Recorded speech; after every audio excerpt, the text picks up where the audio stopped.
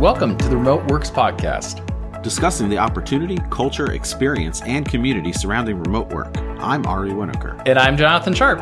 This is episode 13 with Dani Singer of Fit2Go Personal Training.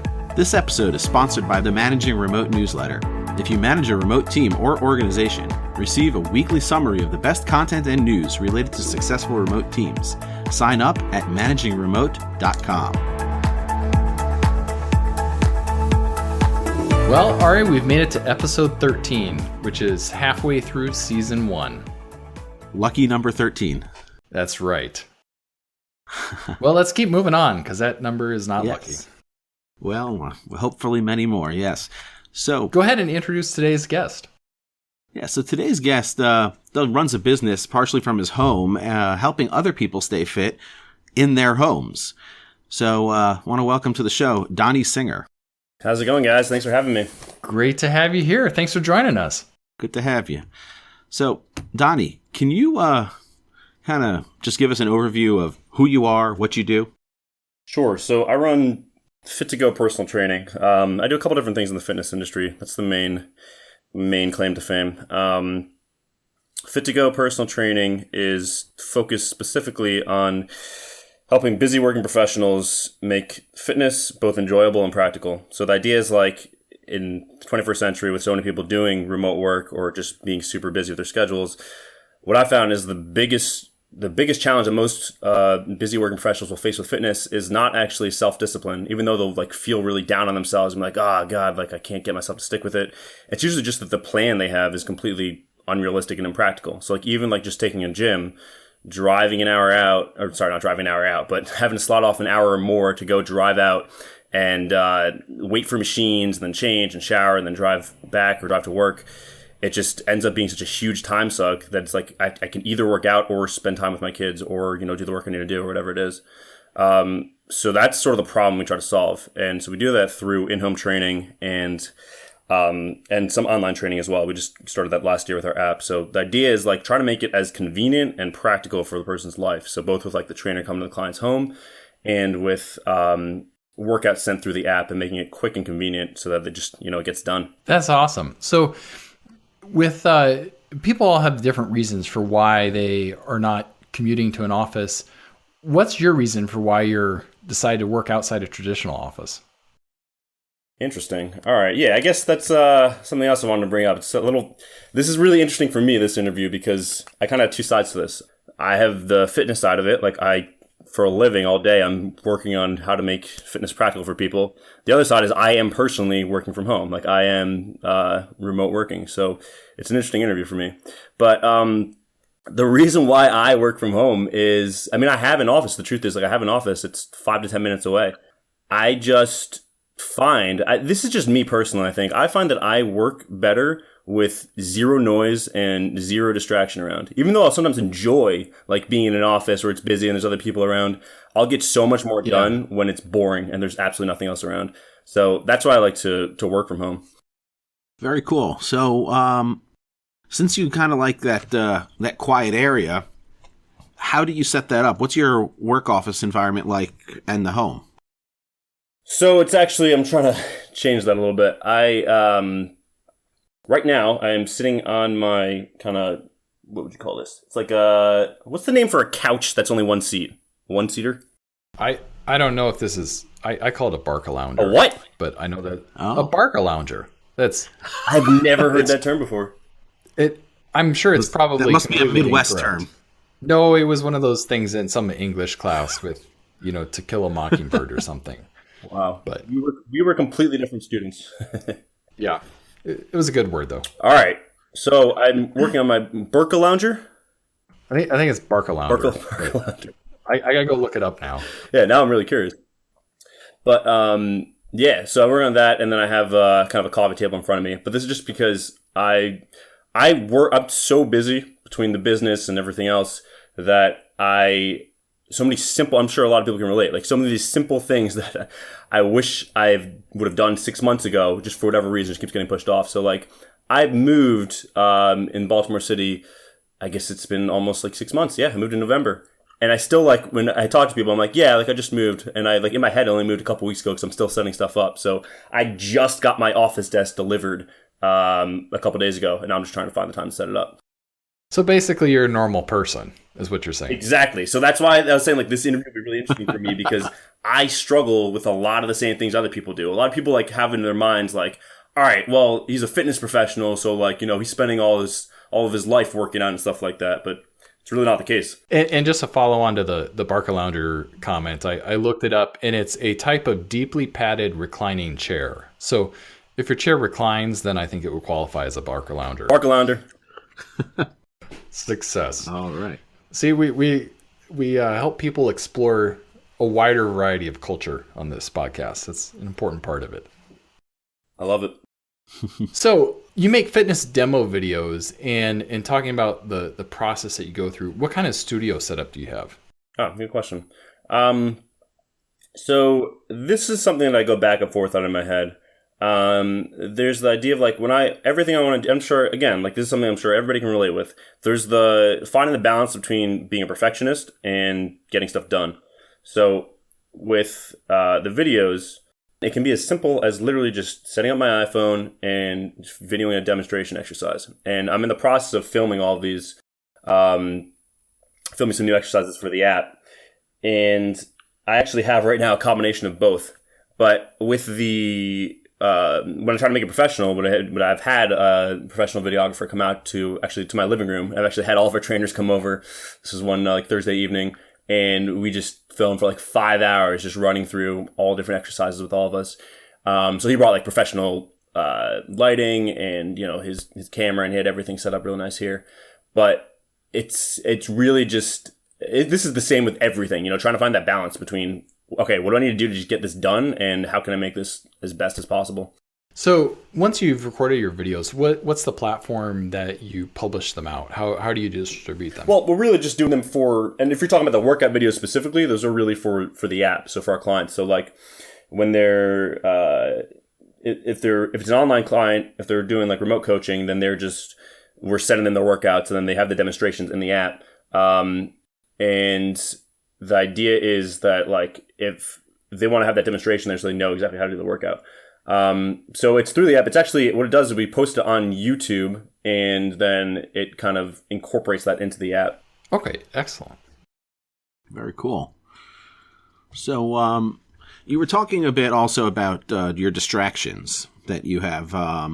You don't like distractions, so that's why you like to work from the home. But even though it's just you and a roommate, I think you mentioned earlier right now, there are still distractions that come up. How do you deal with those distractions, and what are your biggest distractions? Ooh, good question. One of my biggest struggles is that I do so much work, so much business on Facebook. Actually, one of my primary roles I got through Facebook.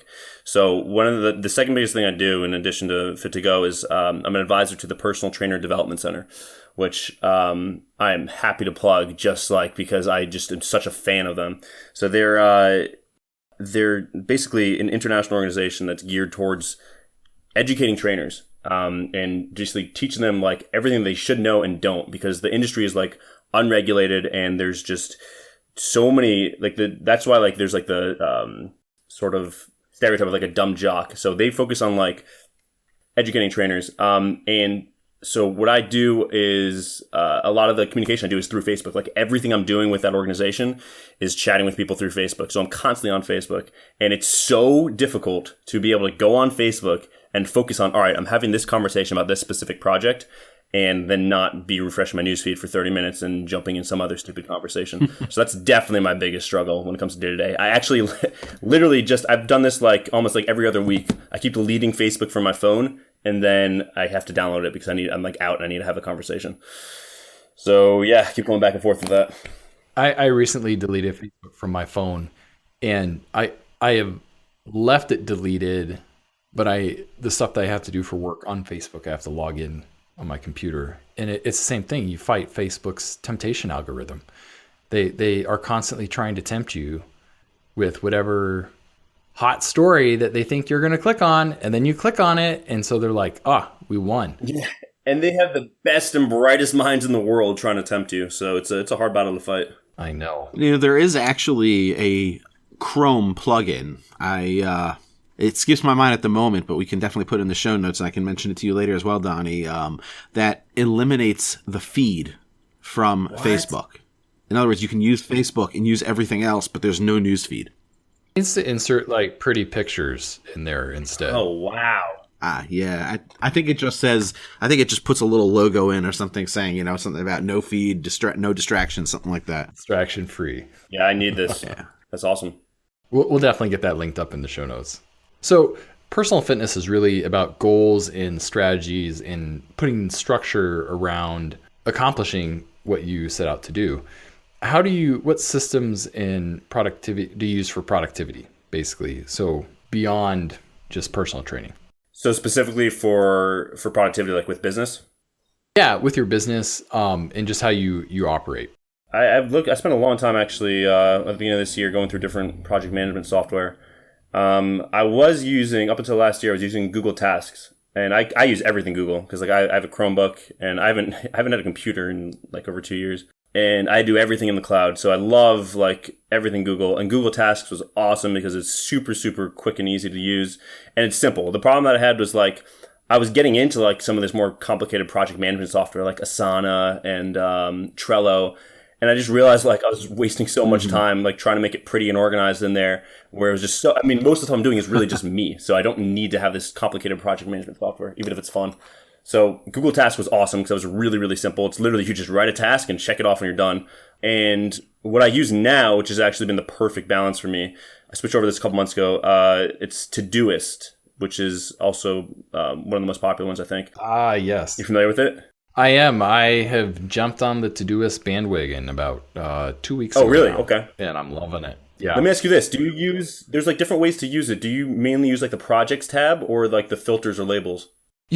I have like avoided all, this is going to sound really funny, but I've avoided most all of those. And I just have a ton of recurring tasks set up. So I basically use the Today tab and that's it. Like that's all I care about. So you don't manage it? You don't organize it like by project? I really haven't because it comes down to like, for example, I've got a number of tasks related to this podcast and they just are in my general work category because they most of them are recurring. So they pop up on a Tuesday and I say, oh, I got to do that related to this. And I guess I do use the projects a little bit when I create them, but not when I execute on them. Are you using Todoist for your full-time job as well? Yeah, I use it for everything. Personal life, like for example, Sunday night, I got to take the trash out. Yeah, I have the same one. Alerts me to, I'm like, I do not want to have to think about anything. I want to be able to look at the task and be like, oh, what do I got to do? So yeah, that's an external brain theory, right? Yeah. Yep, exactly. So are you familiar with the book Deep Work? I think it's on my list. I don't think I've read it though. It's a list. Another one that is good and also dangerous is the Checklist Manifesto. And that would be a rabbit hole, but it's another good one to add to your list. So anyway, you were saying Todoist. Carry on. Awesome product. Yeah, so Todoist, what I like about it for me, it was like I needed some kind of project because like I was saying, what I liked about Google Tasks was it was super, super simple and there was no way to get distracted like playing around with organization. But my problem was that I needed to organize somewhat because I just like, a lot of my stuff is sequential. Like I can't just have all these tasks all over the place because a lot of the stuff depends on, like I can't do task X until I finish task A. So with Todoist, what I liked is that you can it's so customizable and you can have it basically as simple as you want, like you were using, like with the really just having like tasks for today, and you can have like the short codes too, where you can type in like the labels and filters and stuff like that. So I've loved it. Excellent. I'm only, like I said, I'm only 2 weeks into it. So ask me in another week and I'll probably have embraced projects and labels and all that stuff fully. I switched about a month ago, and the biggest thing for me was exactly that, the whole short codes thing. You type in first Monday of, every other, whatever it is, something crazy like that, and it just understands exactly when that should be scheduled. Yeah, don't you get like a little bit pissed off every time when you don't mean for it to remind you then you have to like delete that? Yes. Yes. I have done some wrong, but I guess that's a learning curve. Yeah. I wish there was a better snooze feature. Like, I know you can go in with a task and be like, oh, I'm going to bump this to tomorrow, but I wish I could just be like, snooze for a day. Yeah. Or I'm not really doing it this week. Okay, Skip. I have a question for you guys about this. Now I'm really super. So, Ari, you use Todoist also? Yes. Okay. Do you guys, be honest, on most days, do you check off, well, what percentage of everything on your to-do list that you set for that day do you end up finishing? I would say I'm probably 90 to 95%. I'm pretty good. I'd say I'm 75 to 80%. Yeah. And it's a mix of getting so involved in multiple tasks that I just do automatically during the day, and then on next day I look at my app and it goes, "Oh, yeah, I never checked that off yesterday." Right. And then there's some of the tasks that, because I'm just so busy, I barely look at Todoist, and the next thing I know, I never got to that, whatever that was. Yeah. Yeah, so what I'm trying to get to myself, I'm trying to get into the habit of like having it so that I have to do everything on there. Like, meaning a lot of times I'll look at it and I'm probably like you are, probably even less, maybe like 60 to 75%.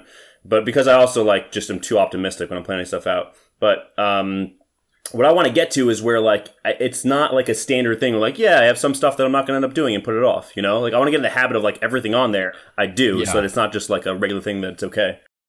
Yeah, no, that's totally true. There have been a couple tasks I've created, like, I'm going to do this every day. And after like 3 days of not doing it, I'm like, this is dumb. I need to get rid of that. And so I delete it, and my day's so much better. Yeah, the key is just deleting it, though. I often don't. I'm often like, no, I'll do it tomorrow. Yeah. Because there's a part of me that's like, I'm afraid I'm going to forget it then. But we're not doing it anyway. So if we just delete it, then we've cleared that from our mind. Yeah, there's definitely that. Okay, so moving on, part of the reason we wanted to have you on here is not just because you're another good remote worker, we can talk about a lot of things, but because of your knowledge of health and fitness. So first, let's talk about a bit about exercise. If your commute is counted really in minutes or seconds, a lot of people remote work, that's what they do. Get up, walk down the hall, at most maybe, or sometimes even in the same room, sit down at a desk and go to work. And often that turns into long or unusual hours. How and when do you find time or place for a proper workout? It's a great question, and it's kind of counterintuitive. Like, people don't often expect this until they experience it. But like, when you can do it anytime, most people end up they don't do it at all because they can always do it later. So what I always do with clients, what I always recommend for everyone, unless there is some hard, concrete, absolute reason you cannot, I always have people do it right smack first thing in the morning. And even if it's like they have a crazy morning, they have to get their kids ready or whatever, I get them in the habit of at least doing a 10-minute workout in the morning, like before they check their phone, before anything else. Because once you get in the habit and you get engaged in any kind of work activities or whatever, it's going to be so hard to break and then go and do the workout. You're always going to want to, just do one more thing before you do it. So if you can just get in the habit of, it's part of your morning routine, like you shower in the morning, like you just get up and you do the 10-minute workout and you get that done, then that's also going to the bigger piece there also as well. Is when you do that in the morning, that's going to get you in the mindset of health and fitness for the rest of the day. Like, getting that workout done the biggest effect will have for fat loss is not the calories you're burning then, but it's how much healthier you're just naturally going to eat throughout the day because you already got that focus.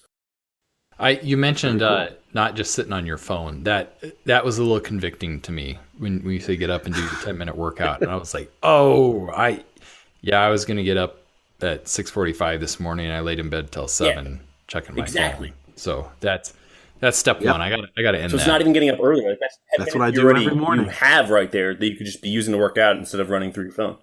Exactly. So for those listeners out there, don't be lazy. Let's get up and do this. Step one. Yes. So, okay. Step one is we're not lazy. We got 10 minutes set aside and we're going to do a workout. What are some exercises that are easy and that you'd recommend for just getting into this? Yeah. So, again, the most important piece when you're starting off is not what I want listeners to think about is not on not how much can I do tomorrow, how much can I do in this workout. You got to think sustainability. A lot of the fitness industry is basically geared towards getting you to get super pumped up and motivated and then stick with it for a month and then eventually fall off and fail so that you'll be in a perpetual cycle and keep starting and stopping programs and spending money. So anything you're starting, you got to be thinking, all right, well, maybe I can do this for a week, but can I do this for a year? And you got to think about it that way. So when you're looking at the exercises and which ones you're going to do, don't plan off from the beginning. It's like, if you don't go from 0 to, all right, I'm going to exercise for an hour and a half every day. What I often do, again, like the first step is really just nailing down the habit if you want to have this to be a long-term thing. So I would start off with no more than 10 minutes just in the morning, get in the habit of doing the workouts. And the first thing I would do is I created a method for it. It's called the pawl method.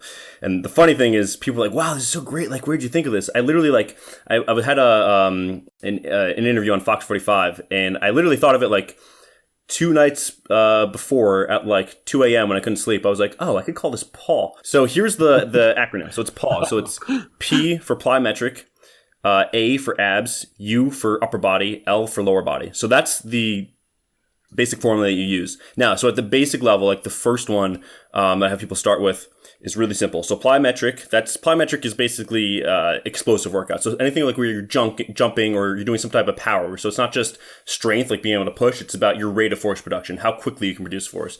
So the reason that's very effective is because it's going to get your heart rate up. It's going to burn fat very effectively. So the plyometric exercise, the basic one is a jumping jack. So that might be the first one you do. Second one would be A. So then you go, a simple one right there, you can do a plank. That would work on your abs. Then you can go to U, which is upper body. And then you can maybe doing a push-up.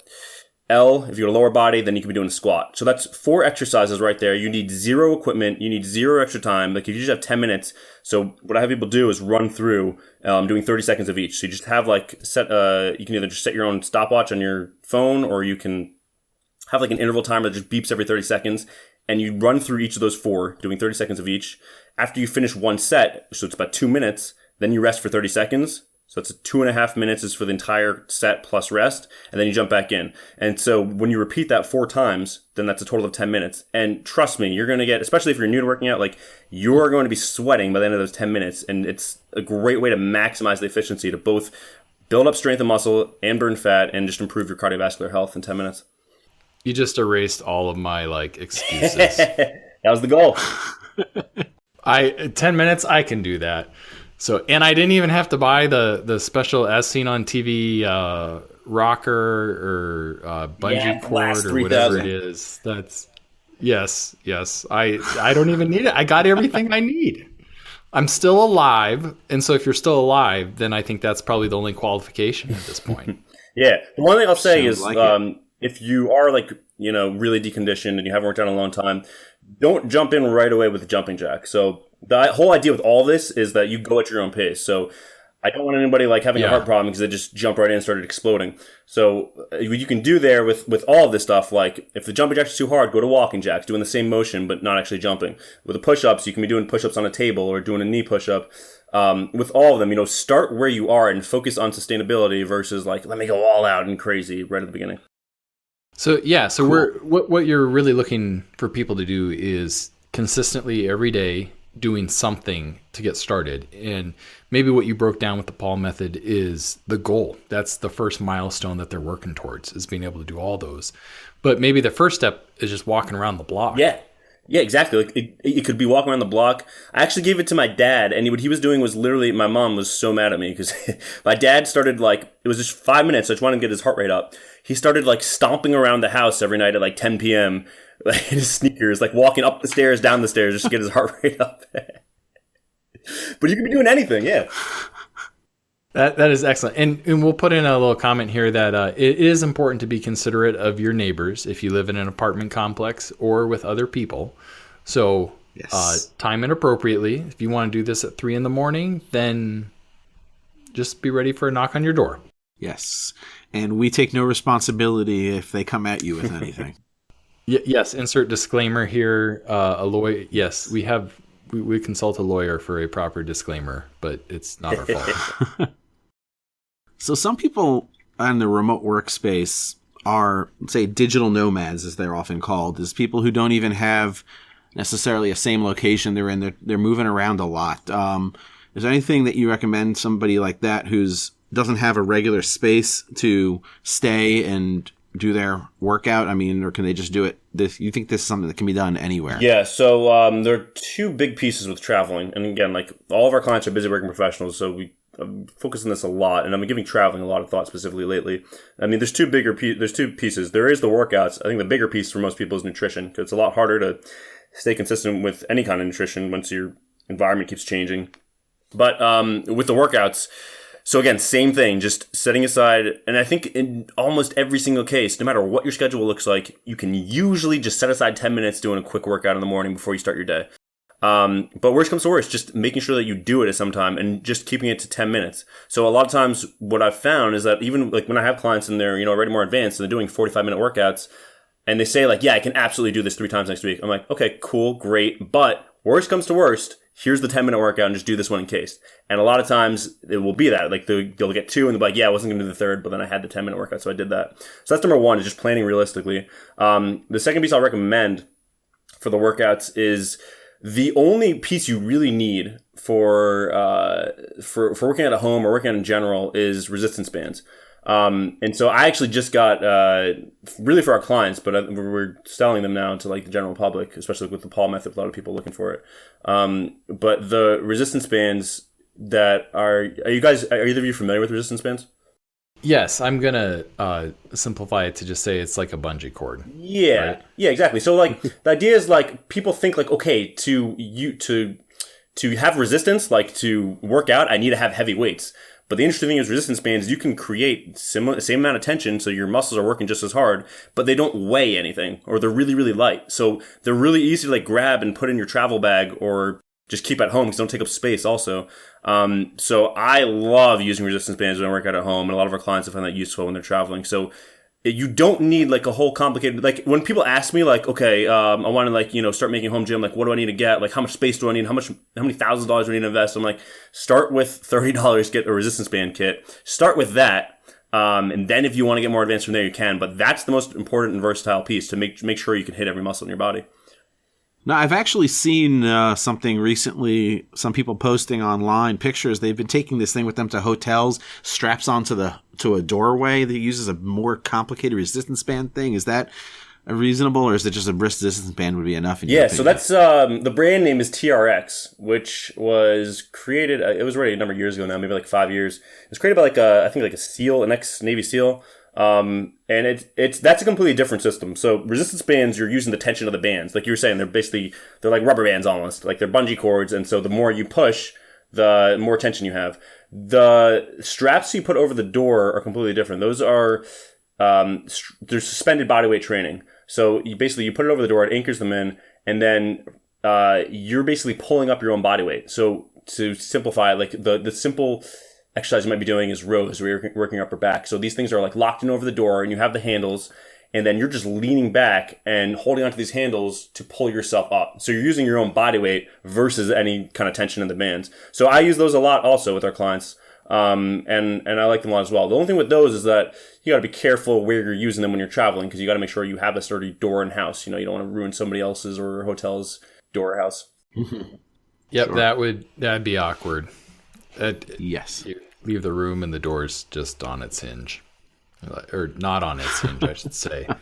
Like, yeah, that was me. So anyway, first part we've kind of talked about the mechanics of exercising. This next question is related more to the input and food and healthy habits. So one of the challenges when you work from home and you have a kitchen readily available, or a pantry, it's tempting to go hit those Cheetos and eat unhealthily. What would you suggest in helping people to stop eating the junk? All right, so this is a great question, and I think again the approach here, a lot of people take the complete wrong approach, and it's not there. I was just writing about this the other day about how what I was mentioning before, how the fitness industry is literally it's geared towards your failure. Like gyms will sign up 2 out of 3 members. They count on 2 out of 3 members never actually showing up. Like that's the whole model, because they sign they can't operate if all those people actually showed up.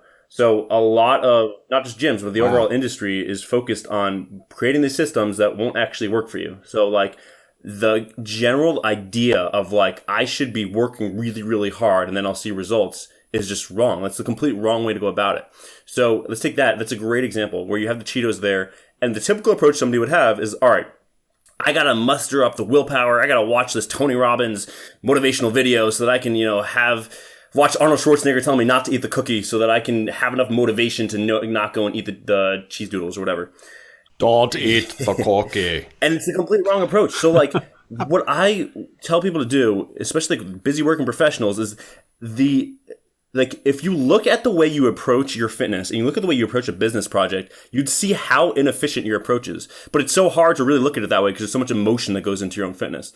But if you look at what your long-term goal is, like let's say it's losing 10 pounds, you look at your method and you look at your resources, and the resource here is going to be your willpower. So if you're allocating willpower to all these stupid mini battles throughout the day of every time you walk through the kitchen and see pretzels or cheese doodles or whatever, and you're trying to fight right then, that's just such a waste of your most valuable resource, which is your willpower. So what I have people do is change the environment. Look for the key catalysts that make all those mini battles no longer relevant. So the biggest thing for people usually with their general meals is meal prepping. So the main reason, like I was saying before, like usually the biggest trouble with fitness for busy working professionals is just having the time. It's not even the self-discipline. So their struggle is, all right, I'm happy to eat healthy. I like cooking. I like eating healthy. I just don't have the time to spend an hour cooking every night. So if they meal prep every Sunday, they don't have to. Then they spend 5 minutes because the vegetables are chopped up, their chicken seasoned, and everything's ready to just go and throw in a pan, and then they're done. But for the snacking specifically, you just want to not keep, like, if you know that cheese doodles, are your kryptonite, don't keep them in the house, or don't keep them, if you're going to keep them in the house, definitely don't keep them sitting on your counter somewhere that you're going to see every time you walk through. So it's basically looking at it as a more efficient and effective approach for how can I not have to have all these mini battles throughout the day. And I heard one thing that I heard at somewhere along the way is drinking water helps too, to stay hydrated, and can help with your metabolism. And then if you're eating carrots, or instead of Cheetos, replace it with a carrot, life will be better. So here's an important piece that I'm glad I have the chance to speak about. There's so much just BS and pseudoscience out there. Drinking water is not going to make you lose weight. Like, it's not like it directly. So if you want to lose weight, like, the only thing you have to focus on is your total calories. It's not your carbs, it's not your fat, it's not your protein, it's not apple cider vinegar or any other scam. The carbs and the fat and the protein, all that will affect your total calories. But if you watch one metric, watch your total calories, and you can eat McDonald's, you can eat pizza, you can eat anything. As long as your total calories are a certain amount, you will objectively lose weight because it's an energy balance. So drinking water is not going to like spike your metabolism and make you really lose any appreciable amount of weight. But when it comes to water actually helping you lose weight, what it will do is if you're like dehydrated, especially if you're like chronically dehydrated, people often the sensation of feeling thirsty will often kind of confuse their signals in their head, and they'll feel hungry when really they're just thirsty. So drinking, I always have clients like drink a full glass of water before each meal, because in general it avoids overeating, because it will cause them to slow down, it will make them feel a little bit more full, and it will avoid them mistaking the thirst for hunger. But yeah, in general throughout the day, if you're just drinking more, that will have the same effect. So I definitely do recommend the piece of advice you just said, just for a different reason than metabolism. Excellent. So just to summarize here, you're saying best way to combat junk food is to not buy it at the beginning. So don't bring it home and then you won't eat it. And to also be smart about meal prep ahead of time. And so just batch that all together rather than prepping meals 5 times a week. Just do it once. Sunday night, lay out the 5 meals for the week. And then that helps to free you up from not having to spend an hour a night cooking. Exactly. Yeah, I mean, like, again, like if you look at it like a business project, say, okay, what's the most efficient way I can spend my time? So my golden rule of meal prep that I tell the clients, if you make 1, make 7. So that's with everything. So, and you can really break this down as far as you want to. So on a bigger scale, like with my chicken, right? So when I'm making chicken for the week, instead of, if I'm seasoning, let's say it's Sunday night and I'm seasoning out chicken because I'm going to make chicken that night.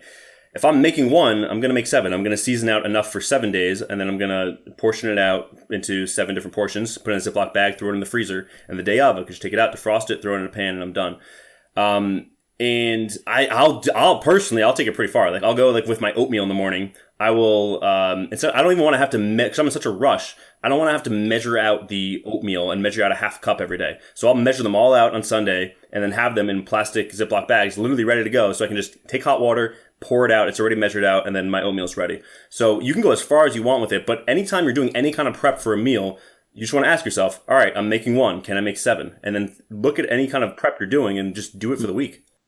You know, that's a great point. And I think my wife discovered that in practice with our daughter and her clothes and laundry. It was this big dramatic thing for my daughter to get her clothes for school in the morning. And my wife ended up, when she does laundry, she now takes all my daughter's clothes and pairs it up with pants and underwear and a shirt and socks and everything, rolls it together and puts a hair scrunchie around it. And we have all of these rolls of my daughter's clothes. And so now my daughter, it's like, go get dressed. So she goes down and picks a roll of clothes, and it has like eliminated the drama. I love that because that's exactly the approach that I take to fitness is look for where your struggles are and then look to make them no longer necessary. Like, don't try to get better at fighting those battles. Try to develop a system so you no longer need to fight them. That is, yeah. It's been a groundbreaking thing for us. And I never thought to apply that to other situations. So this is great. That's really awesome. So some of us, you say don't keep the snack items around the house and things like this, but some of us feel the need, maybe it's mixed signals as you kind of said or things like that, but some of us feel the need to have some kind of snacks over the course of a long work day, to have something handy to snack on throughout the day. Do you have any recommendations for something to fill that in place of the potato chips or the cheese doodles or whatever, the Cheetos or whatever it might be? So there's 2 reasons usually that people will snack. It's either because they're hungry or because they just want to snack. So if it's hunger, then I definitely recommend, look at your meals, make sure they are more filling. You have more whole grains in there or fiber or whatever you need, so that you're eating enough so you're not hungry. But if you just like snacking, you want to look for something healthy. So what I found a lot of is that usually people have a general idea of what is healthy and what's not. It's just really how to make it practical. And anything that sounds too good to be true is too good to be true. So like, don't have some kind of crazy gross snack because somebody said it's going to spike your metabolism, make you lose weight. But if you have like an apple instead of cheese doodles, like, yeah, that's going to be great. What I like to do personally, and this is, you got to see if it works for you. I found really helpful for myself is like, I love snacking and I love fidgeting. So I'll often, if I feel like snacking, but I'm not hungry, I'll just chew a piece of gum. Now, the one thing to keep in mind is this has been great for some people, and for some people, they find that when they're chewing, it just ends up making them hungry. So you can try it out and see if it works for you, but just keep that in mind so that you're aware that might happen. I definitely like that gum idea. That's a good one. So what other advice would you give someone? So we've been talking a lot about habit forming and really how that plays out at home. What other advice would you give for developing healthy habits? It seems like we've been talking about basically consistency is the key across all of it. Right. So, and the key to consistency is really establishing a routine. So you want to make it so that your workouts are just as habitual as brushing your teeth. So that's why, again, that's why I love having it as part of the morning routine when you're getting ready in the morning, because then it's not something that like you're trying to fit in. The absolute worst approach, which I highly, highly recommend anybody listening, do not do this. Do not say, I'm going to work out 3 times a week. Don't say, I'm going to work out. Don't even say, I'm going to work out Tuesday, Thursday, Saturday. Say, if you're serious about it and you really want to get it in, treat your workouts like you would a meeting with your absolute most important client. Put it on your schedule so that nothing else can get scheduled then. And don't just delete that when you have something else come up. You got to really put it on your schedule and treat it the same way you would, an important business meeting. And that's the only way to really get it in. What gets measured gets managed.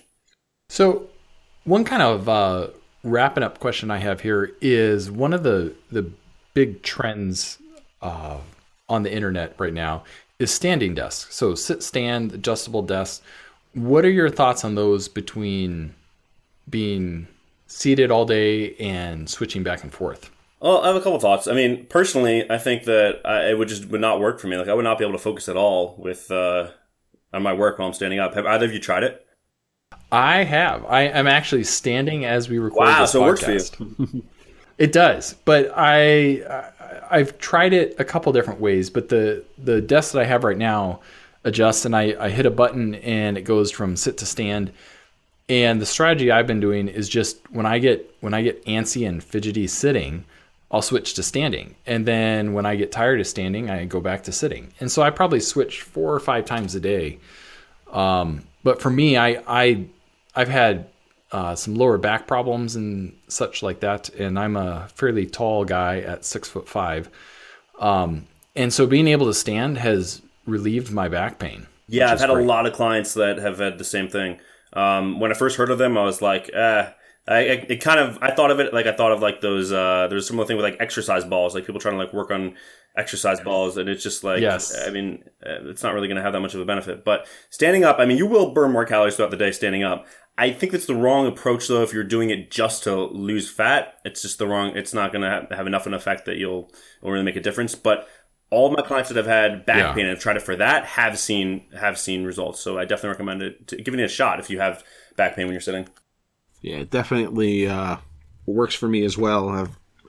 My current location that I am, we also have sit-stand desks, and it's been a huge benefit to me standing a lot of the day. Just better work. Really? That's interesting. One interesting benefit, too, is the fact that you can put it in standing mode and easily vacuum under your desk then. Yes, all those potato chip crumbs. Exactly. Got to get rid of the evidence. So, Dani, as we wrap things up here, I want to thank you again for coming on. And I know you had a giveaway you wanted to offer to our listeners. But before that, also, if you just want to take a minute and just talk again about yourself and your company and just how people can reach out to you, either through any kind of social media, a website, whatever it is, for yourself personally or for the company. Sure, yeah. And this has been awesome, again, because this is really cool for me because I have sort of two sides. You know, I am the remote worker and I'm focused on fitness. So I'd love to connect with people. The best way to connect with me directly would be on Facebook. I use my personal Facebook for everything. I don't like separate myself. So you can search me on Dani Singer, Dani Singer. And you can connect with us on our company page also, Fit2Go, at Fit2Go Personal Training. And in terms of just who I am, just wrapping it up again, right now, Fit2Go Personal Training is located in Baltimore, Maryland, and we focus on busy working professionals in Baltimore.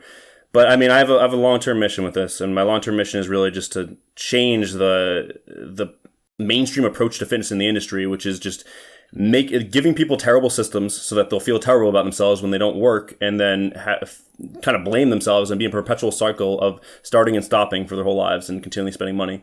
So right now we're mainly focused on Baltimore, but I am starting to open up the remote coaching through our app and through Skype and stuff like that.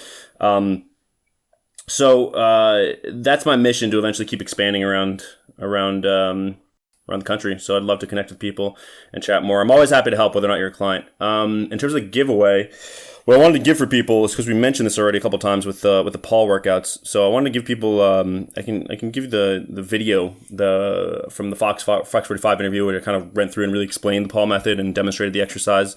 And then I want to give also I have like 3 workouts, I think, that I want to give out for 3 pawl workouts, which will basically, these 3 pawl workouts, if you have these 3, it will hit every muscle you need to in your body.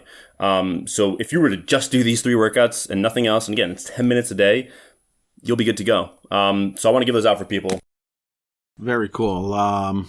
Yeah, and you said that there specifically you have an app. Did you want to mention, is that app available iOS, Android, or how do you get So again, we're just sort of transitioning to this. We just started the app this year, so we're mainly using it for clients, but we're kind of testing out with the online training right now with a select few. The app right now is only for existing clients, but I'm glad you brought it up. What I want to do is for people, when they get when they get that link, when they download like the pawl method, I can set people up with like a free week on the app for them to try it out. And if they find that's really helpful, then, we can talk about setting something up for them for a longer term thing. Excellent. Very cool. So we'll have that link in the show notes. Awesome. Then. Wonderful. Thanks so much again for coming on, and really enjoy the conversation.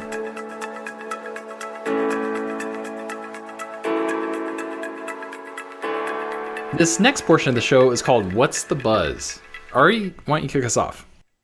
Sure. So recently I came across a new website called Hunter with no E .co. So HUNTR.co.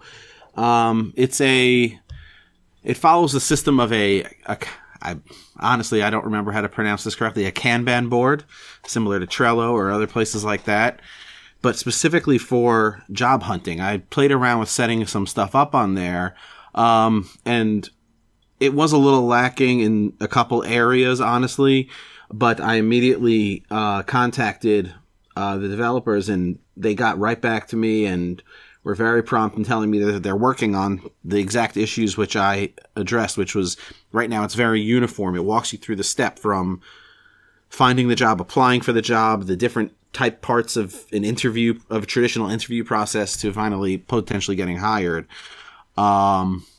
Very clean. You just, once you have the item in there, you just kind of add notes and move the card over, just like in any other thing, like a Trello or something, but it's built for that. They're working on getting the columns more customized, which is the big thing that I was concerned about, as especially with remote work, often the interview process is very different.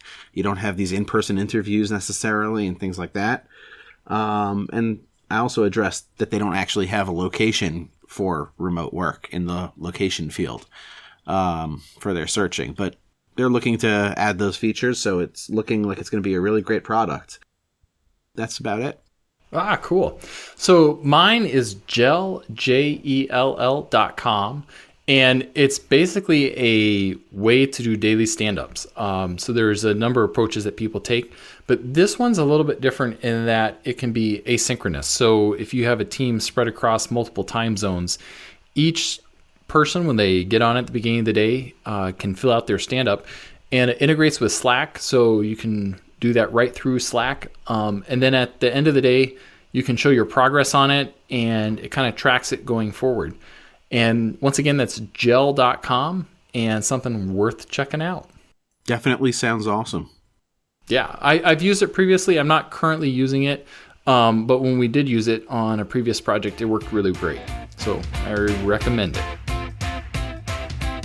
Thank you for listening to the Remote Works podcast. This podcast is only half of the conversation. The other half is from you, our listeners.